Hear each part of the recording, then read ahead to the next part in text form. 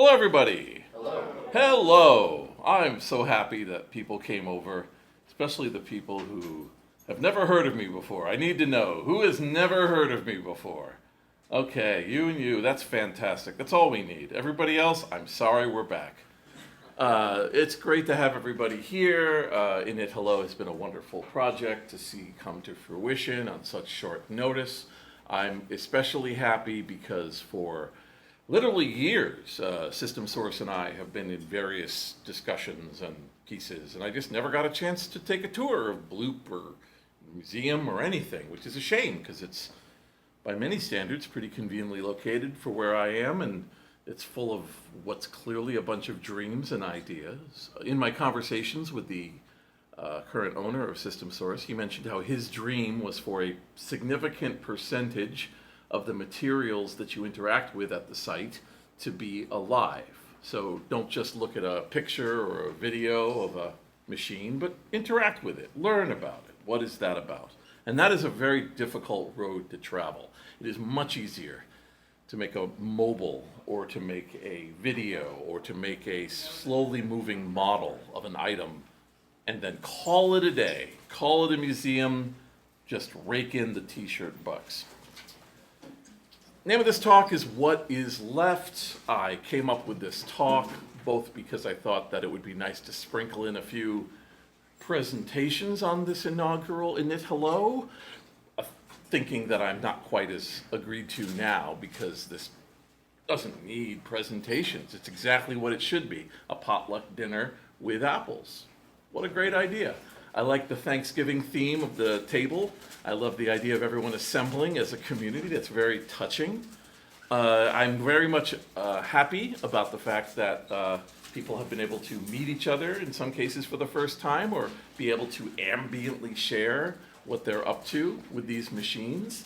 All of these strike me as absolutely wonderful. I'm not really giving any qualifications as to why I get to talk like this, mostly because what I do is archiving and library work, assembly of various sites online, and then also occasionally doing the kind of back channel, do you know this person, you should talk to them, I met a person, you all should know about them, kind of work that really honestly anybody can do, and I think happens all the time, just finding out that for some reason two folks traveling the same road don't get to know about each other until years too late, and I think that's a shame, so I'm always trying to introduce people.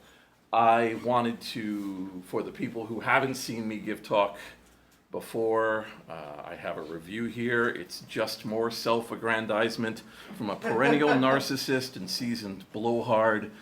A typical presentation by Jason Scott is a bunch of useless exhalation with a verbal motif. I'll take that one. I'll put that right on the front, 4 stars.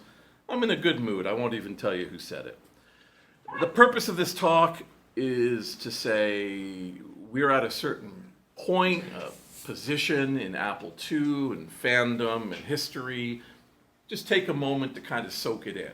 As it turned out, I thought Ken Gagne did an excellent job in his talk of kind of assessing that as well, kind of a modern mark to where we are and what we're up to in terms of this retrocomputing, forward-looking, everything else. I don't think there's a lot of plot twists left in the Apple II story.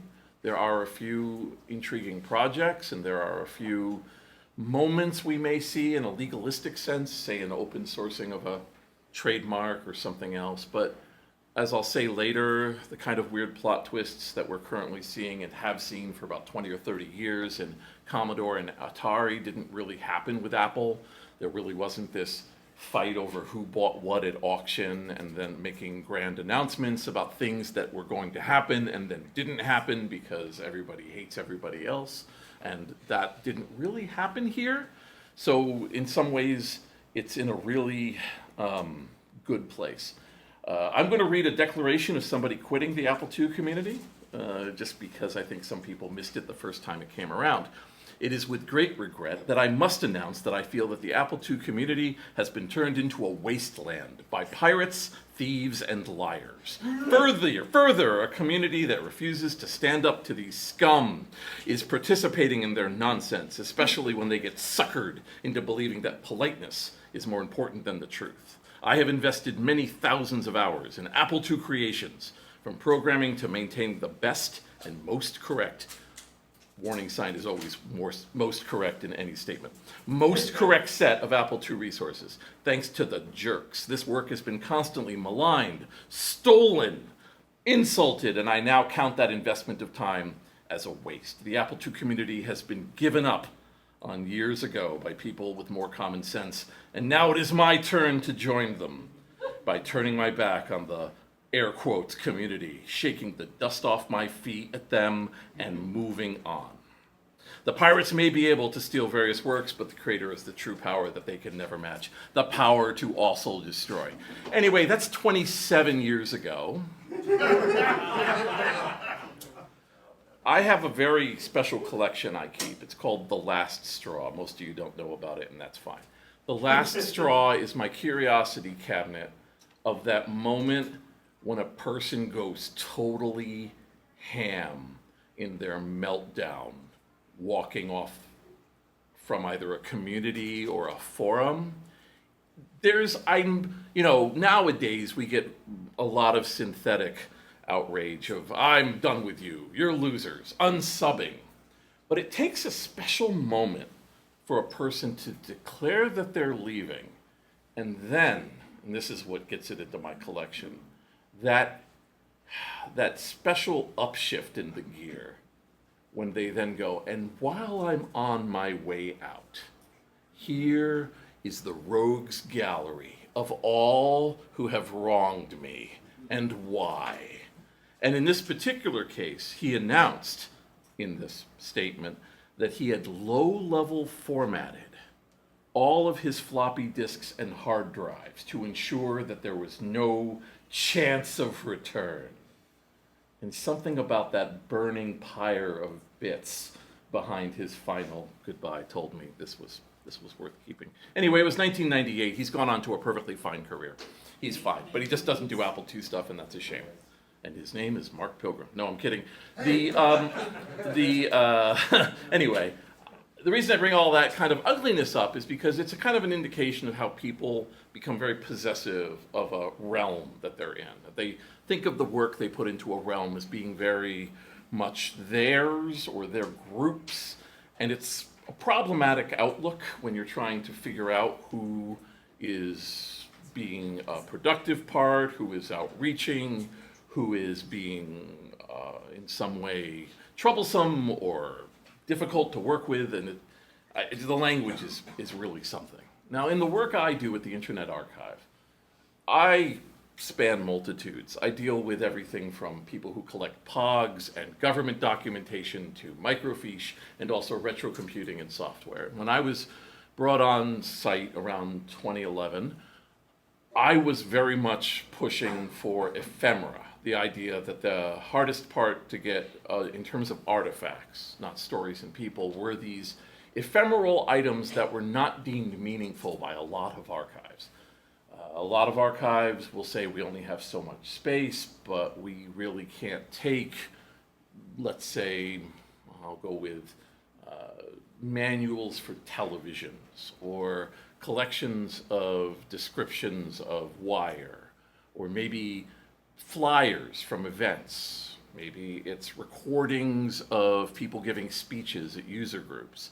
Somewhere there's a line and they say we don't have enough, but I took the approach of let's go until somebody tries to stop me. And here we are.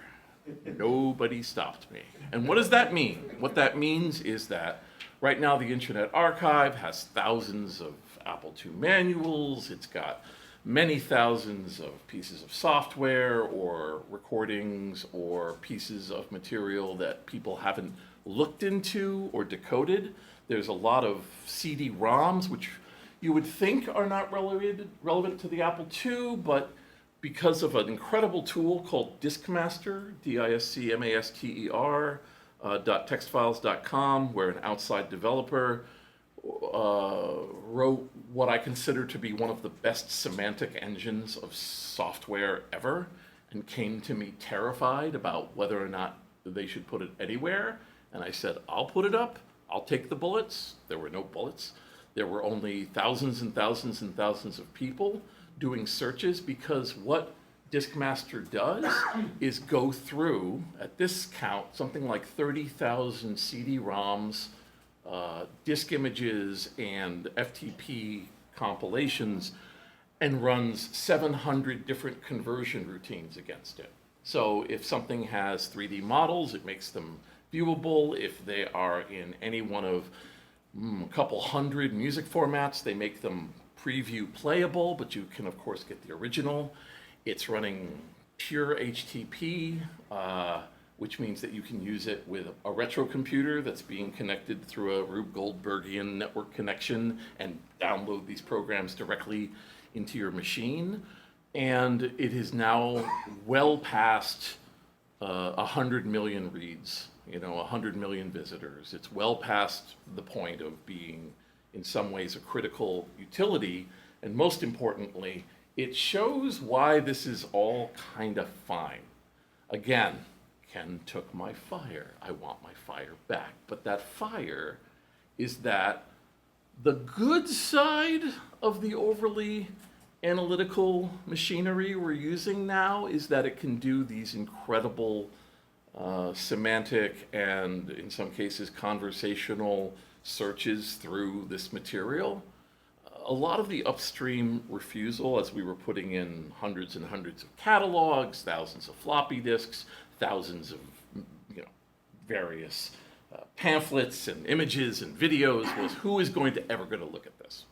And the answer is a machine is going to look at it, and the machine is going to make best guesses as to what it's looking at, and then it will be able to respond to somebody who's looking for something specific. And I have many, many, many hundreds of examples of people saying, I need to find when somebody was like this. And we can do an OCR search or do a transcription search, or we can find when words were mentioned, and now we're getting to the point of being able to look for pictures or examples. All of that is a fantastic success, but it's a success purely on the case of machinery and data, which means in theory, it works for Commodore and Atari and Apple as well as anything else. So what makes the Apple special? And why do I keep coming back to the Apple? And the reason is because the Apple is kind of a Goldilocks zone in computer history.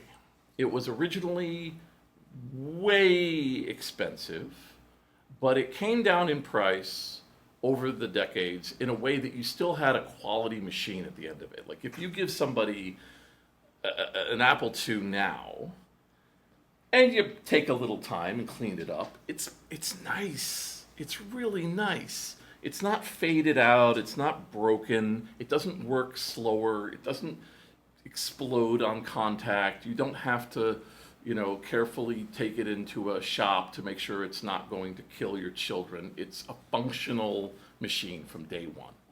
Also, it was designed from the ground up for children as time went on to get to that educational market, which meant that and by that I mean not the machine itself, but the on-ramp to it. The software, the technology, the promotion, the writing was designed so that a child could be in front of it and enjoy it, which means it tries to have some of that spark of discovery that children want, and it's able to still provide that. I still contend that between Oregon Trail, number munchers, and soldering, we can absorb all the children in Apple II. Just got to figure out which group we're getting today. And that, to me, was very unlike what we saw with Atari. Atari fell through a number of ownership problems and has continued to have various rebrands until it has finally achieved what I consider to be its logical current state, which I have told them I call Brotari, which is the idea that the expression of computing history is best expressed through tumbler glasses and canvas bags and t-shirts. And so they will produce new software, but they will not necessarily build themselves as a situation where they themselves are encouraging exploration and turning things inside out and selling weird things for them. That's not what Atari is about. Commodore just got bought again. I don't know if any of you were paying attention. They just got bought again. The new variation, of course, is that they actually brought on some computer pioneers from the Commodore era. Bill Hurd is probably the most notable for me personally because of a weird situation where I photographed Bill Hurd holding a circuit board of a machine he had designed, and then he lost his finger, and I had realized that I had archived his finger for all of time. So you never know what the photo's gonna have. Luckily Bill's an EMT, he wasn't too bothered by it. But Commodore is once again building itself up as, we paid $15,000, now Commodore is going to live again. They're constantly in this schizophrenic state, stuck between commercialism and openness, stuck constantly between historical look back and attempting to be that. That is not happening with the Apple. The Apple is to Apple Computer a functionally dead history as much as Ford standing in front of a Model T back in the days of his innovation. But you could be understood that, like, the Apple, and this is more my opinion, you can find 1,000 flags in this way. My personal one is the F1 movie, but the F1 movie and the hundreds and hundreds of millions of dollars that Apple spent on it indicates to me that Apple considers its future as a luxury brand to be sold to very rich people, to interact on the rich level, and to produce levels of Apple products that will not be available to regular people. I believe that will be their area, and we'll see where that goes. That Apple is not the Apple that made this, and that's not the Apple that cares about this. This is literally the plot, by the way, of Breakfast at Tiffany's. So Apple is currently, the upscale socialite looking in the windows of Tiffany's, and not the country bumpkin that tried to run away from a life that's gone. This is the country bumpkin days, and I love it.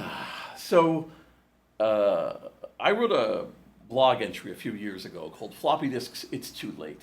And I really should update it. A lot of people were saying to me, you're wrong. And I went, I'm right. So, what do you mean? And I'm like, look at the level of technology we now implement to be able to read floppy disks on the Apple II. We have NASA-level technology going down to the flux level, reading things as if we are trying to decode a spy message that was behind a recording made in a very loud hallway through 2 windows. That is incredible. It's wonderful to have that technology, but it basically depends on 1 or 2 or 3 people being maniacs. And the maniacs' influence can't be understated. Somebody being so dedicated to a project that they end up going so far that there is no calculable cost that could be done. It would be a 9 to 10 figure cost to get something like what John Morris did with the applesauce. To be able to manufacture that, to be able to have that amount of reading, the fact that the applesauce can read multiple drive formats, and due to the influence of a few people, can read now far beyond the Apple II medium. The fact that it can force a teak drive to read Apple II disks is just one thing short of magic. But it's also insane. And that's what's causing us to read. So no, we're past that event horizon. We're well to the point now that we are implementing machinery that should have never been used in this way. It could cure cancer, but it chose to read floppy disks. Now, one of the natural assumptions of what we're all trying to do, or a group of us is trying to do, is rescue from the realm of oblivion all of the software that was once the part of Apple's history. To go back, to come running in with minor helmets and a huge amount of space technology, going through catacombs of people's homes and basements to try to find pieces of these digital images that could be rescued. And this story continues. I've got a couple on my plate myself. I'm sure there's people in this room right now who are having on again, off again conversations with people about, like, can I get in the closet? Can I get something out of the closet? And the fact that we can then implement our space-age technology and read it and be able to get that stuff is just part of the deal. At one point, I launched a project which did not succeed. And I'm more interested that it didn't succeed than anything else, and it was called Project Everything. And my theory was, let's just make a spreadsheet of every piece of Apple software there ever was. And we got pretty far. We got thousands of things put in. But it quickly becomes obvious that this is a really problematic labor problem. It needs a maniac. And I never found the maniac for that. We have the maniac for reading disks, thank goodness. The maniac for cracking and maintaining disks, the maniac for providing kiosks, which is also the same as the cracking guy. And then we also needed a maniac for the nomenclature and gathering of the titles of every Apple piece of software. And I could potentially be that maniac, but I decided not to. So what we fall back on are the catalogs or people ambiently deciding there's something missing. And I really defy people on this. I think we did pass a certain horizon in software. You couldn't really pick it down to a day, but there was certainly a point, at least in my heart, my hoarding, completionist, mentally deranged heart, that said, I think you got 'em, Chief. You know what I mean? Like, where in the beginning you could say there were these pieces of software and they were commercial and we didn't have any evidence of them beyond a cracked version, and it was only of a type, and we didn't have. We're really good. We're really good now. I'm not saying we should stop, but we got them. Like just, it's already dead. Like, we got it, because we are going through commercial products now, reading them to within an inch of their lives, getting to the point that we are finding the silent versioning, something I would defy that the creators were not even aware of. I think if we asked one of the creators to go, how many versions of the software that paid for your house were released? And they go, 2. And we go, wrong, it was 11. They will look at you and they will not answer your calls again. Because they don't care as much as we do. But here we are. So having these massive variations is a boon and a wonder, and I am thankful for it. But it is no longer a case of the hunt for survival. I believe, and I'm talking about the next, right? Like, what are we at? And it's my strong belief that the Apple ideal, the Apple II ideal, has now passed the event horizon of immortality. I think it'll last another century. It's got all of the tools it needs. It's got the support it needs. It's got machinery that will die, but it also has the ability to recreate a lot of the entity. A lot of it has been documented to within a millimeter of existence. It's got its pieces. The only thing it constantly will need, like a vampire, is just fresh young blood. It just needs somebody to be shown that this is a non-weird, exciting, in many ways innocent, and in other ways otherworldly level of joy contained within the beige machines or black machines, or apparently we think clear ideas, clear machines are the way to go. And these machines will in many ways be beloved and remembered and can create, even more importantly, equivalent new memories. A child who is brought unwillingly by his parents to an Apple II, who then is made to sit down and suddenly starts discovering this is amazing, and then having somebody come over and lift the lid on them, and they find out it's all right here, and they're able to do this and that, could potentially build a memory that will live with them for the rest of their life, and they will do it using it without one single penny going into the Apple Corporation, and without a single penny going into an entity. One of the biggest and most brightest things about Apple is that the Apple II community does not have a goal of doing capitalism into obscurity. Like, it's not functionally interested in it as a money-raising entity.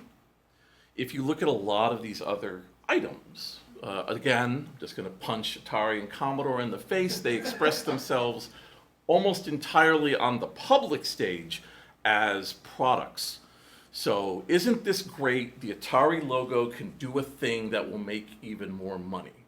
Isn't it great that we can emulate distressed t-shirts to make somebody who's 52 feel like they get the thing they never had? Let's take this Missile Command game that we have the rights to, and let's make it a product that goes into an ersatz Atari cabinet that somebody can play at a place to convince them to buy Atari 50, which is the frankly excellent Atari museum in a Steam game. But that's all it is. It's not the joy of winning at Missile Command. It's the joy of learning that Missile Command can be bought and played at home. And Apple's not doing that. Apple in no way is doing that. It's in fact fascinating to me. Even Bill Gates in his later years has occasionally made a little reference to it. It used to be pretty hairy. Not Apple. I'm not a judge, and I'm so far not even a defendant, but I think the bones are good on our just entirely how things go. The fact that an Apple II event could go from why not to oh no to let's go to this in like 4 months is the sign of a healthy community. There was no central authority that had to be applied to. There was no license fee that had to be paid. There was no petition to change the route of how things are done. It happened. And of course it happened because people put their money and their time and their work and effort, but they were able to do it. There was no showstopper behind the scenes. Tells me that it has the bones of this immortality. So for the person who quit in 1998, who missed the boat, he said it was pirates, thieves, and liars, and I will contend it is philosophers, curiosity seekers, and love. Thank you very much.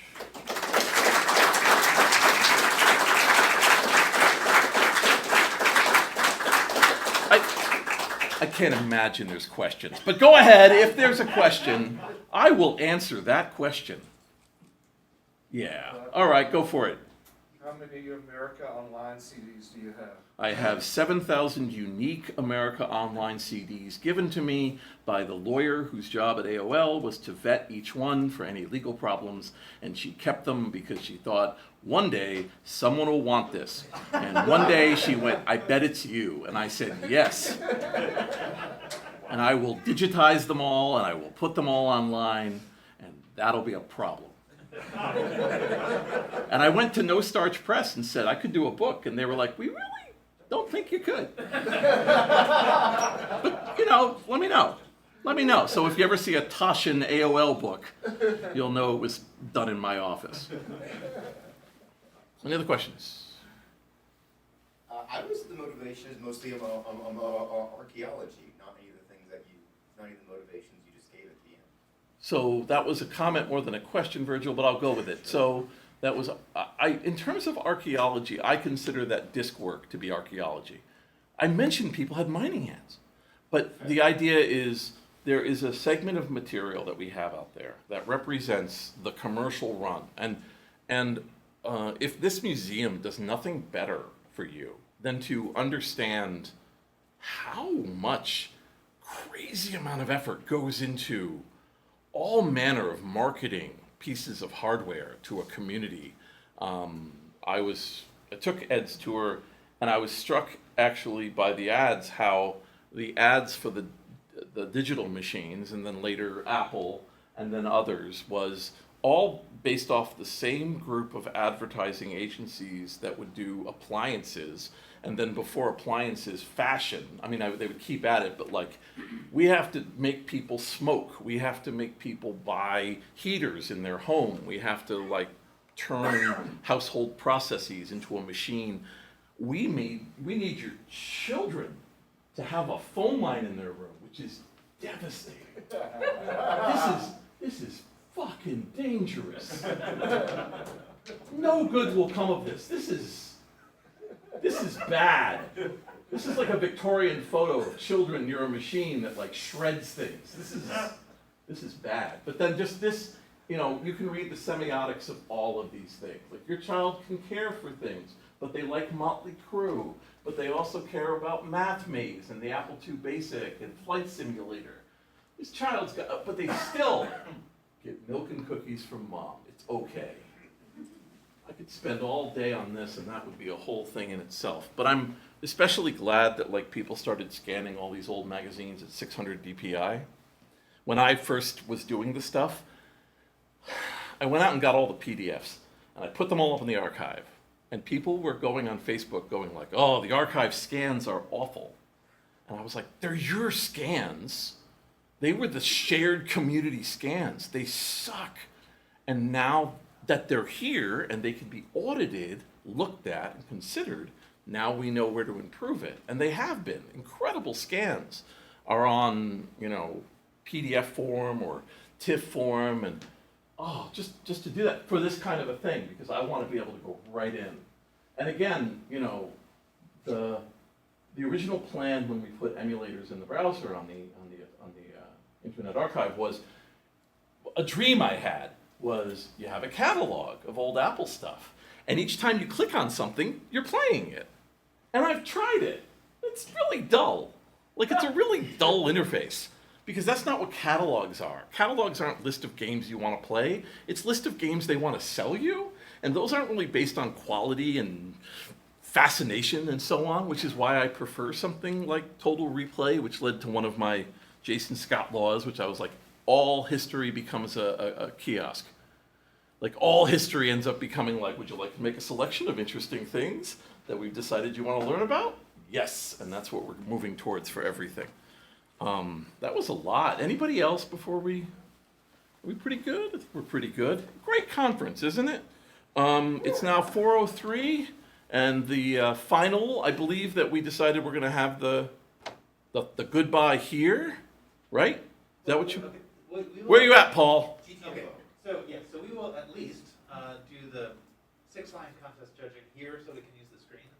But then we may just sort of all shuffle out there to like do a grand goodbye amongst the people who are still sorry. Yes. Well, anyway, there are a lot of people who will get thanked for this event, and they will do so at the closing. But there are also a lot of people who, on the basis of reputation and maybe proximity alone, made the risk to come out and enjoy the place. And I want to thank all of you for doing that. Every single one of you, some of you have history at other Apple II events. Some of you, it's kind of a first. Others, in between, a return.